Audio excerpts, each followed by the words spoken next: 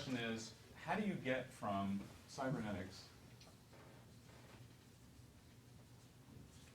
to the notion of machine intelligence and the specific notion of artificial intelligence? I guess this is too complicated to dismantle. And this is a very wonderful story. It's a very important story, in my view, for this century. You know a little bit about what cybernetics means. Actually, you have a lot of knowledge of cybernetics now. Let me define AI, though, in a very narrow way for the purposes of this discussion. By artificial intelligence, I mean the attempt to create human-like intelligence with digital computers that we have today. Now, that may seem like a restrictive definition, but I got to tell you, all of the literature of the 50s and 60s and 70s, and maybe even into the 80s, says, oh yeah, we can make computers intelligent like people, no problem. And what I want to do in the remainder of the class today is tell you why that isn't as stupid as it sounds as a claim. And I got to tell you, when I first came across that, I thought, digital computers, people, digital computers, people. Really? You're really going to make a digital computer as smart as a person? I doubt it. But here's why it made a certain amount of sense. And it starts back with cybernetics and with this guy, McCulloch. CH is silent.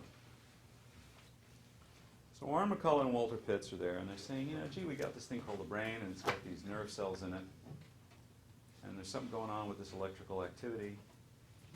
And that's all too complicated. I can't really figure out what's going on there. But let's abstract it out. Let's keep it simple.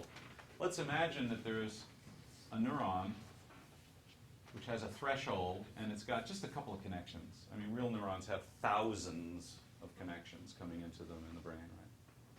Let's just take a few connections. And let's say that if the threshold is 2, and I got a pulse coming in here, that's a 1, and a 1 coming in here, it doesn't matter what's coming in here, then I'll get a 1 coming out of that. So it's a threshold neuron. And if I have enough inputs, I get an output, otherwise I don't.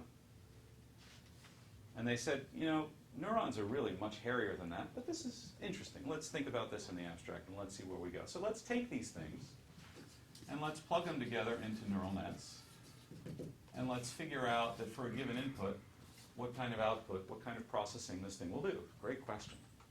Terrific question. But then the problem comes, well, gee, what kind of computation can that do? Is there any comparison we can make to a formalism in mathematics? Wouldn't that be great? Yeah, that's what we need. We got this thing, we've never thought of it before, nobody's thought of it before, this is a simplified version of what a brain does. How can we characterize what this can do? And they looked around, they didn't have to look far, and they came across Alan Turing and the notion of Turing computability. What does Turing computability mean? Well, Alan Turing, before computers existed, was trying to solve various problems. I won't go into detail. But basically, he said, let's imagine that I could describe a problem, and that description had two elements to it. It had a description of a program. He didn't call it a program. And a description of the data that you'd give to the program. Yeah, that's a great idea. So let's imagine if there was a machine, and I gave it a description of the program I wanted it to perform, and a description of the data that I wanted it to perform. And this universal Turing machine would compute it. That's really cool. Now remember, Turing thought of this before computers existed. I have to say that again. But he thought in the abstract, hey, wait a minute, I can build an adding machine, and all it does is add numbers. Or I can build a dividing machine, and all it does is do division. Or I can build a description of the calculation and the data set that I want it to compute over, 27, 36, 95.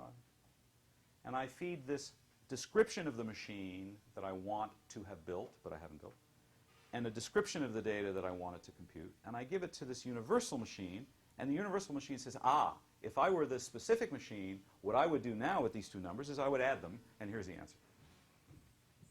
This was an imaginary thing. Now you're skipping ahead, but that's okay.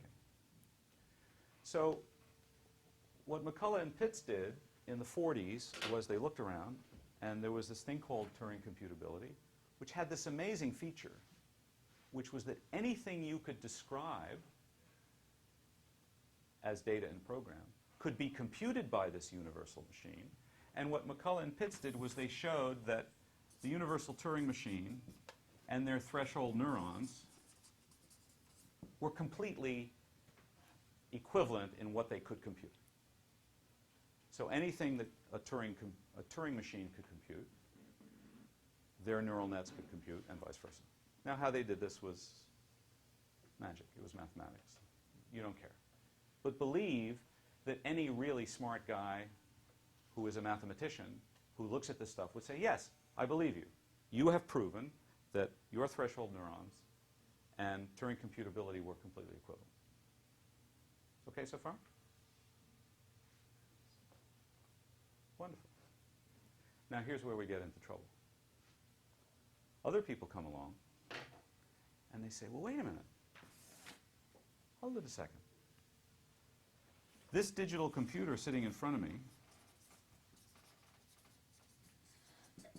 we're in the 50s now, what is that?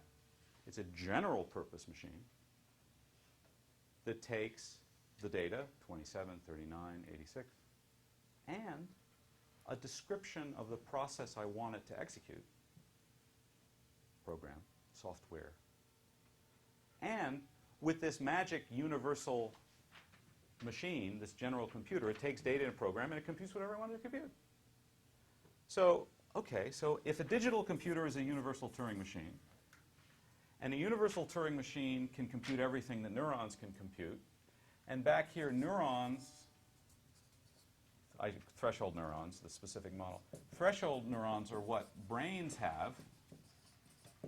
AI was born, by one version of the story, with this commutative process. We said last week that commutativity doesn't always exist. In their minds, brains were computers, or computers could be made smart like brains.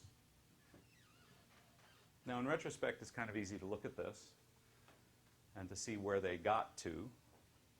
But this was really what was going on. This was the birth of AI. This was AI coming out of cybernetics. Cybernetics starts with all this purpose stuff and this, view of how do we think and how do we understand things, and it's about epistemology and it's about other things, and then it's a couple of guys up here looking at, functions here, and they happen to be working in cybernetics, and then Turing computability and the equivalents, and brains are digital computers. Digital computers can be made into brains. It's the birth of AI.